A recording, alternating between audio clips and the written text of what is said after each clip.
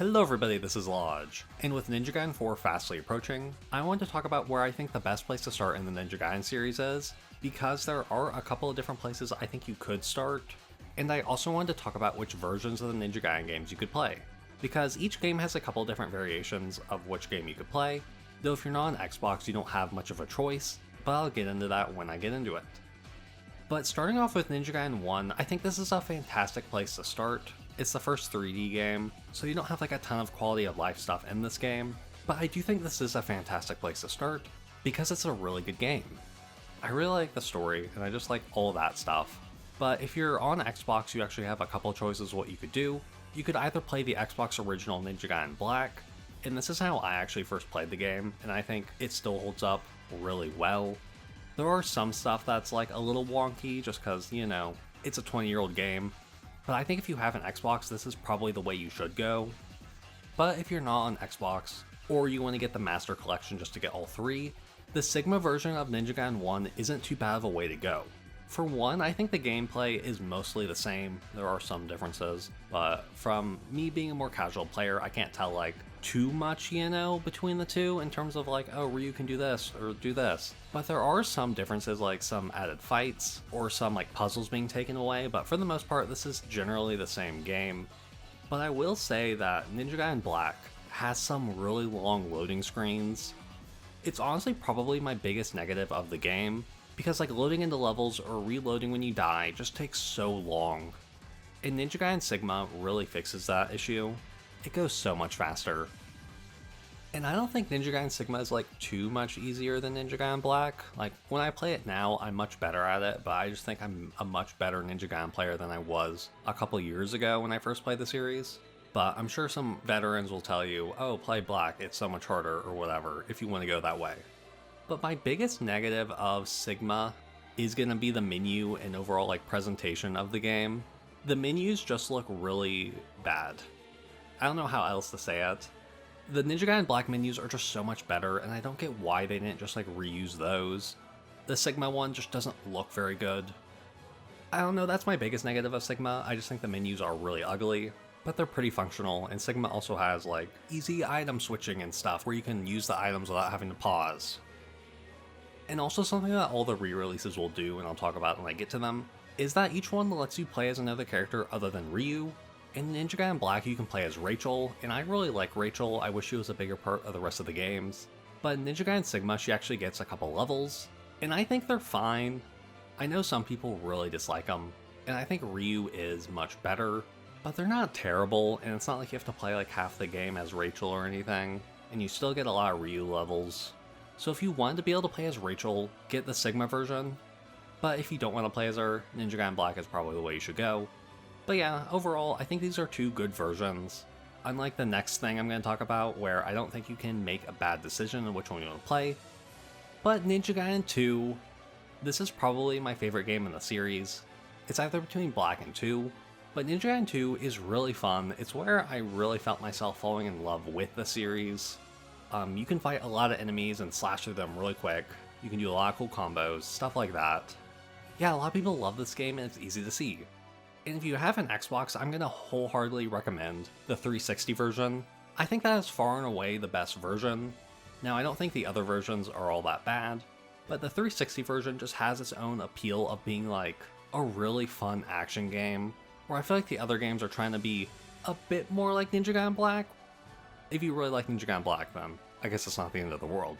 But Ninja Gaiden 2 Sigma, like the biggest issue in that game is that they decreased the amount of enemies, but like made the enemies like a bit harder to kill, to where you're not like slashing through them as easily. Now while I'm playing, I don't feel like, oh, the Sigma version is so much worse. But Ninja Gaiden 2 Sigma is super easy compared to Ninja Gaiden 2, and again, that could just be me being much better at the games. But I'm flying through some of these fights like really easily. Where in Ninja Gaiden 2, I vividly remember like restarting boss fights over and over again. And again, part of that is just that there aren't as many enemies like on the screen, so it's much easier to just like fight through them. But yeah, Ninja Gaiden 2 Sigma also includes multiple other characters for you to play, like Momoji, who's for some reason is here, even though she's not in Ninja Gaiden 2 originally, but she's in this game. And Rachel gets another couple levels, and Ayane actually gets her first playable appearance, which is really cool. If you didn't like the other levels in Ninja Gaiden Sigma, you probably won't like them in this game. But again, it's not the end of the world. I like playing as other characters, but Ryu is still really fun. And if you're not on Xbox, you actually do get like a choice between which version of this game you want to play, between Ninja Gaiden 2 Sigma and Ninja Gaiden 2 Black. Now I want to say Ninja Gaiden 2 Black is basically an upgrade version of Ninja Gaiden 2 Sigma. There are some like differences as far as I can tell, but instead of being like Ninja Gaiden 2 remade to be what the original 360 version was, it's still Sigma. So you still play as Momoji, you still play as Rachel, you still play as Ayane, but it does look a lot nicer and plays a bit better. And if you're on PC, there are some mods to like, if you really want to make it much better, you can go that route. But I still think it's fun. I think everything looks really good. And if you have a choice between Sigma and Black, I'm going to recommend that you go with Ninja Gaiden 2 Black, just cause it's the newest release, it's really fun, and I think it's a bit better than Ninja Gaiden 2 Sigma. And Ninja Gaiden 2 Sigma actually for some reason doesn't include like the blood. Like when you're attacking enemies, it's just like purple mist, and it's weird and I don't get it. Ninja Gaiden Sigma still has the blood, Ninja Gaiden 3 still has a lot of it, so it just doesn't make sense for me, like why this version particularly doesn't have that. And again, it's not like the end of the world or anything. I think anyone can get past that. It's still a fun game and everything. Ninja Gaiden 2 Sigma and Black also add a couple bosses and take away a couple. Off the top of my head, the one they took away was not a fun boss, so I'm like fine with it. But the new bosses aren't really like anything I'd write home about. Though in Ninja Gaiden, the bosses aren't like the biggest thing in the world. But I thought it was an important thing to talk about. But yeah, Ninja Gaiden 2 is a really good Ninja Gaiden game. Probably my favorite, and with Sigma and Black you get multiple different characters, so that could be a good way to justify this game if you don't have an Xbox 360. And on to the last game, and definitely my least favorite of the Ninja Gaiden 3D games, Ninja Gaiden 3. Now this is the easiest version to talk about, because there's really only one way to play it, and it's Razor's Edge. If you have a 360, I guess you can get the original version, but why would you? Razor's Edge is just so much better. They made it actually fun to play, and I say fun in quotation marks, because it took me a long time to actually have fun with this game. For the most part, it's just not fun fighting enemies. They dodge a lot, they do a lot of stuff. It's hard to hit them, you can't like slash through enemies. But once you're able to like fall into the groove of like what enemies do, how to dodge them, how to do like really good attacks and like slash through them, I think the game's a lot better. Like by the end of it, having like memories of like, oh that was fun in the final missions. I did enjoy the combat a little bit, or like I didn't completely hate it, but it took a long time to get there. Like I had to get the scythe before I was really enjoying this game. But I hate the bosses. I hate the bosses so much. They're unfun, boring, and honestly a little bit too difficult. I know I'm saying difficult in a Ninja Gaiden game, but these bosses are really difficult. Especially the last boss. Like, oh my gosh, I won't show it to like spoil it, but I hate that boss so much. I actually had to lower the difficulty in like one section to do it because I just could not see myself going through it. But yeah, Ninja Gaiden 3 also changes a lot from the Ninja Gaiden like gameplay. For one, you don't have any items in this game, which I think is a big miss because items in Ninja Gaiden I feel like are really important. In Bayonetta or Devil May Cry, I won't generally use items, but in Ninja Gaiden, they're an important part to make sure you stay alive while you're fighting bosses. In Ninja Gaiden 3, you just don't have those. If you want to refill your health during a fight, you have to fill up your Nepo bar, or you have to use one of the few like health upgrades you can get.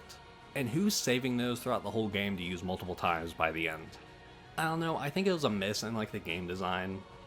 In Ninja Gaiden 3 is where Itagaki actually left the series, so it's kind of easy to see why it's so different in terms of these like gameplay designs. But if you can get past those, I think there is a fun game underneath it. It is a lot of people's favorite, like if you look up online, a lot of people love how the game plays. But it took me a long time to actually see that point of view, and I just like the other two games much better. But if you want to play this game, I recommend giving it a try, especially if you have them all in the Master Collection, like why not? And there are some multiple playable characters, like there's even a character from the Dead or Alive series, but the only character you get to play as during the main campaign is Ayane, and I actually did enjoy her 2 levels a bit. The boss for her first mission was just not fun. I think this is a pretty good game. To me, it's not on the level of the other games where I can't like recommend that you play this game first. From the little I've seen in Ninja Gaiden 4, this may be the most similar in terms of like Ninpo usage or whatever. And now I'll quickly talk about the 2D games. They are in the overall main timeline, but again, it's not like you need to know what happens in those games for the 3D games. but I think they're fun. The first NES game especially feels a lot like a faster Castlevania, so if you want to play that, I think it's a good game, especially if you play on like NSO where you can like rewind to make it a bit more fair. But yeah, I do enjoy that game. And the other 2D game I really want to recommend is Ninja Gaiden Ragebound. I actually did a video on this over the summer, and it's really fun. Kenji and Kumori are two great characters, and I'd love to see more of them, especially in like a future 3D game or something. But yeah, I just wanted to quickly shout out those games, because while they are different, I think they're still really fun, and if you really like Ninja Gaiden and want to play more, they're there. But yeah, that's basically all I wanted to talk about with Ninja Gaiden. I hope Ninja Gaiden 4 is really good. It's being developed by Platinum Games rather than Team Ninja, but Platinum Games can develop some really good games, so I'm really hoping that they're able to knock it out of the park with this. But yeah, let me know where you would start with Ninja Gaiden, which game's your favorite, and I hope you enjoy the video. Have a good day, and goodbye.